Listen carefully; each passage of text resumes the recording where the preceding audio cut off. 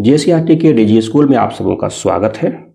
आज की वीडियो में हम लोग क्लास 6 के विज्ञान से चैप्टर 11 गति एवं दूरियों के मापन के अभ्यास प्रश्नों पर चर्चा करेंगे। तो चलिए हम लोग वीडियो को शुरू करते हैं।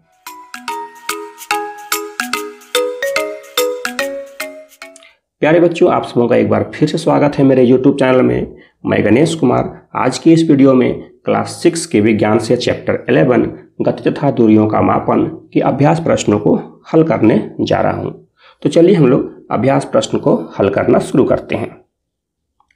देखिए, अभ्यास प्रश्न में जो सबसे पहला प्रश्न है वो है रिक्त स्थानों की पूर्ति कीजिए। और रिक्त स्थानों की पूर्ति के अंतर्गत जो पहला प्रश्न है वो है 5 किलोमीटर में खाली स्थान मीटर होते हैं।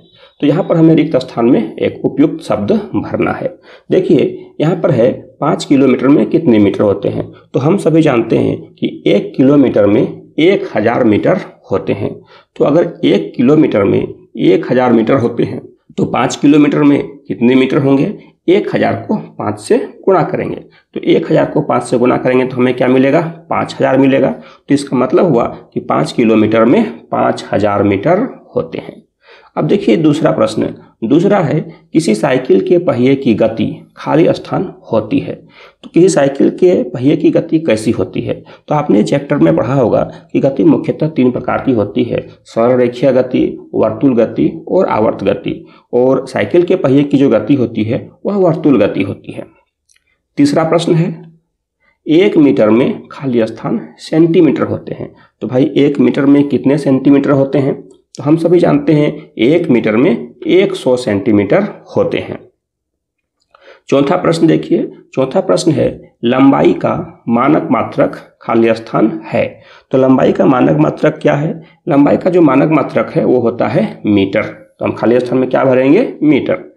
अब देखिए पांचवा प्रश्न है कि मच्छर की गति खाली स्थान गति का उदाहरण है। तो मच्छर की गति किस प्रकार की गति का उदाहरण है। देखिए, मच्छर जो होता है उसका गति कोई नियमित नहीं होता है, वो कहीं भी जा सकता है, किधर भी जा सकता है। तो इस तरह से मच्छर की जो गति है उसे हम अनियमित गति कह सकते हैं। तो खाली स्थान में हम क्या भरेंगे, मच्छर की गति अनियमित गति का उदाहरण है। यह जिग-जैग पाथ में इधर उधर किसी भी दिशा में हो सकता है।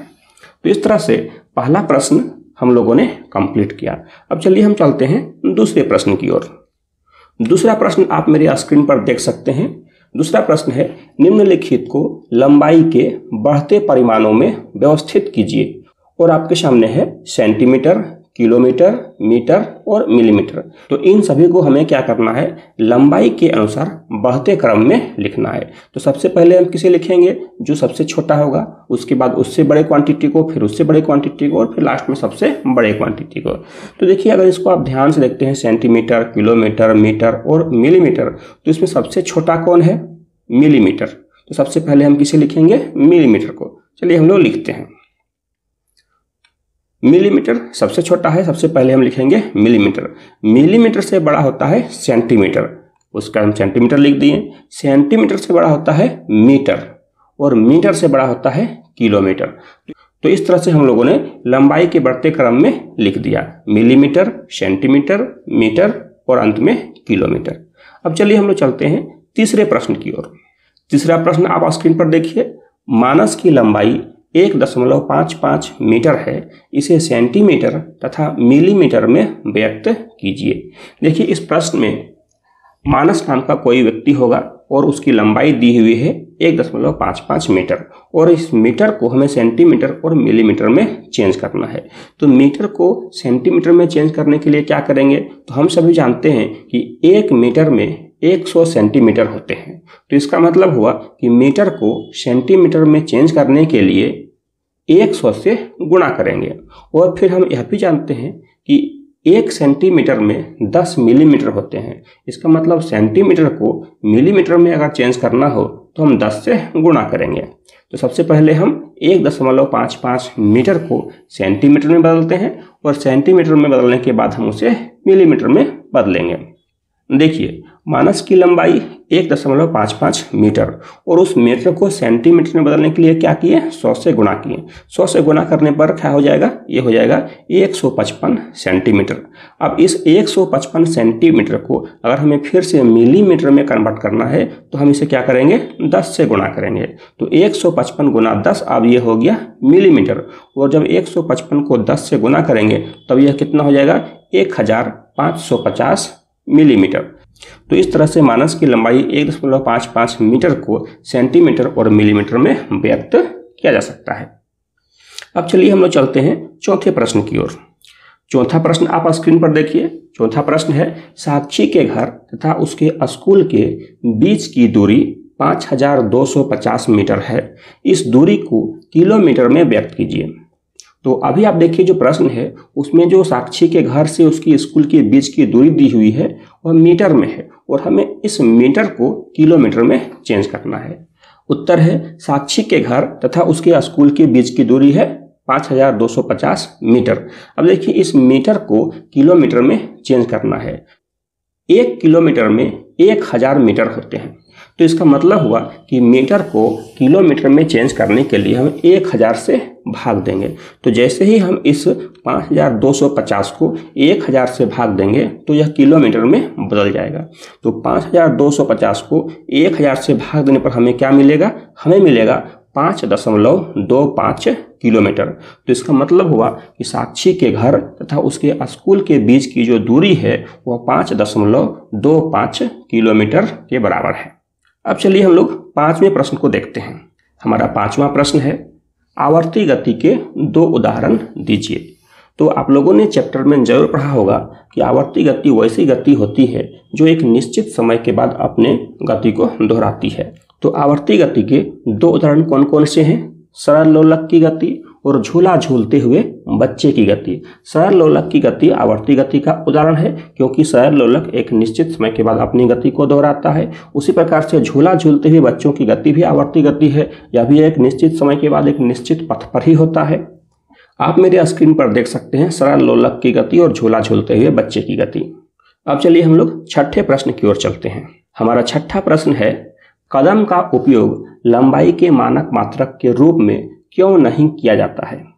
और इसका उत्तर है, आप देखिए, कदम का उपयोग लंबाई के मानक मात्रक के रूप में नहीं किया जाता है क्योंकि भिन्न भिन्न व्यक्तियों के कदम की लंबाई भिन्न भिन्न होती है, जिससे मापन में भिन्नता आ सकती है। सभी व्यक्तियों के कदम की लंबाई एक समान नहीं होती है, और चूंकि सभी व्यक्तियों के कदम की लंबाई एक समान नहीं होती है तो अगर हम इसे मानक मात्रक के रूप में इस्तेमाल करेंगे तो अलग अलग व्यक्तियों द्वारा मापे गए माप में भिन्नता हो जाएगी। इस कारण से कदम का उपयोग लंबाई के मानक मात्रक के रूप में नहीं कर सकते हैं। अब चलिए हम लोग 7वें प्रश्न को देखते हैं। 7वां प्रश्न है, पृथ्वी के 2 प्रकार की गति का वर्णन कीजिए। देखिए ये बहुत ही अच्छा प्रश्न है। पृथ्वी सूर्य के चारों ओर परिक्रमा करती है, ये हम सभी जानते हैं। और पृथ्वी सूर्य के चारों ओर जो परिक्रमा करती है तो एक परिक्रमा करने में 365 दिन का समय लगता है। जब उस पृथ्वी सूर्य की परिक्रमा करती है तो उसी समय वह अपने अक्ष पर भी घूमती है। सूर्य की परिक्रमा करने के कारण मौसम में परिवर्तन होता है और पृथ्वी के अपने अक्ष में घूर्णन के कारण दिन रात होता है। तो इस तरह से हम देखते हैं कि पृथ्वी की 2 गतियां होती है, एक तो उसका आवर्त गति और दूसरा उसका घूर्णन गति। तो चलिए हम लोग इसका उत्तर देखते हैं। पृथ्वी में 2 गतियां एक साथ होती है। पृथ्वी सूर्य के चारों ओर परिक्रमा करती है तथा यह परिक्रमा 365 दिन में पूरी होती है। ये पृथ्वी की आवर्ती गति है।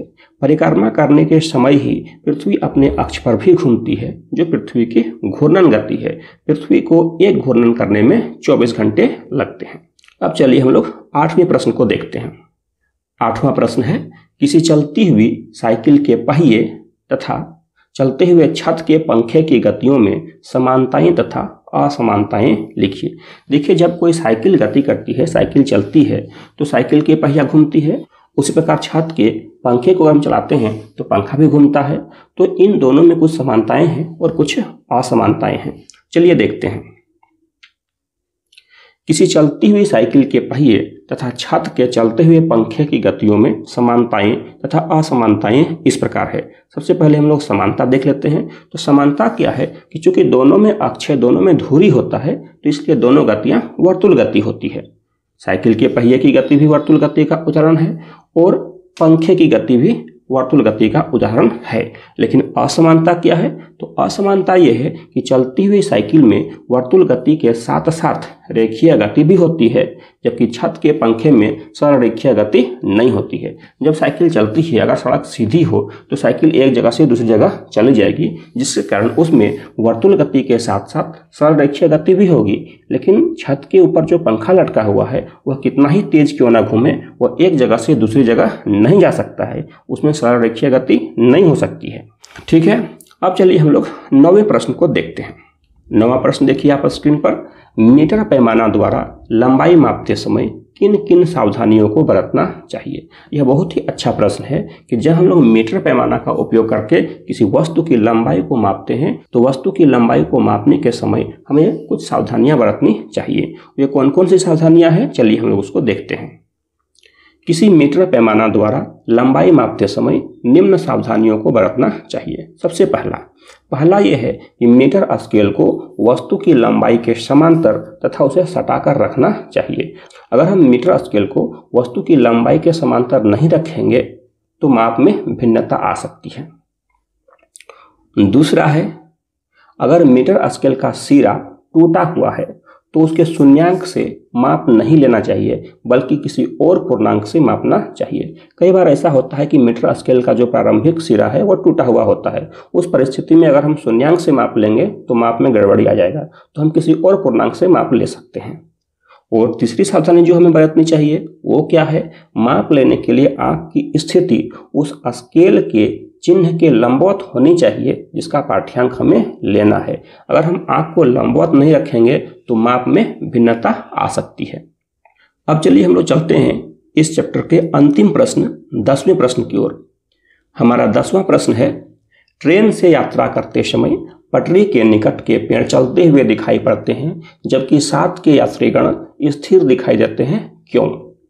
देखिए, जब ट्रेन गति करती है तो ट्रेन के अंदर जितने भी यात्री होते हैं वो साथ साथ गति करते हैं, और ट्रेन के बाहर जो पेड़ पौधे या खंभे होते हैं वो ऐसा लगते हैं कि वो पीछे भाग रहे हैं। वास्तव में इसका कारण क्या है? इसका कारण है अपेक्षिक गति।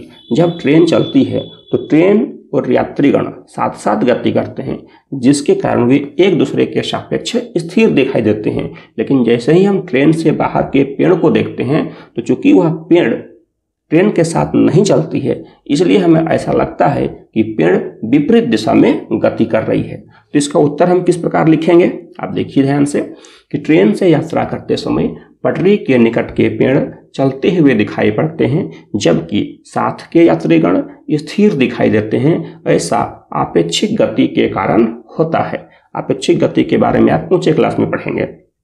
जब ट्रेन चलती है तो ट्रेन के साथ साथ यात्री भी चलते हैं, जिसके कारण एक यात्री को दूसरा यात्री स्थिर दिखाई पड़ता है, जबकि पेड़ ट्रेन से बाहर होते हैं जिसके कारण वे गतिशील दिखाई पड़ते हैं। तो इस तरह से आज की वीडियो में हम लोगों ने इस चैप्टर से संबंधित सभी प्रश्नों को हल किया। आज की वीडियो में इतना ही। अगर आपके मन में कोई प्रश्न हो तो नीचे कमेंट करके लिख सकते हैं। आगे की वीडियो आपसे मिस ना हो इसके लिए चैनल को सब्सक्राइब कर लें। फिर मिलते हैं अगले वीडियो में एक नए टॉपिक के साथ। तब तक के लिए जय हिंद।